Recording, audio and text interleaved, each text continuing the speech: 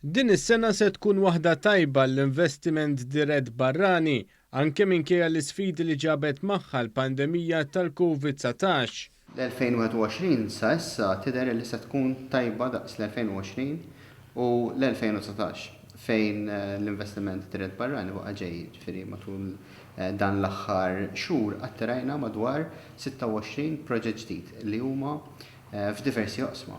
Il-kap eżekuttiv tal-Malta Enterprise kompla jispjega li dawn il-proġetti se jwasslu għal ħolqien ta' mijiet ta' impjiegi ta' kwalità. Is-sena biss ħankunu qed noħolqu madwar 948 impjieg ġdid ġewwa Malta li huma forecast ta' 3 snin li ġejjin.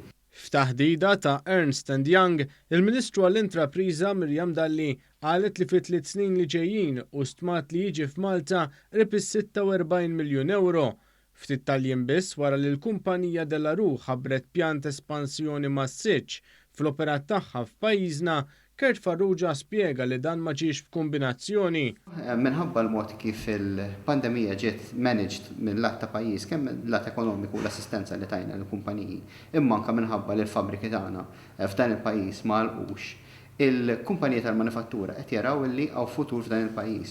Sabiex ikompli inċentiva l-investiment f'pajjiżna, il-Gvern permezz tal-Malta Enterprise qed jibdel l-iskemi ta' għajnuna mogħtija fil-pandemija għal skemi oħra li qed jiġu imnedija.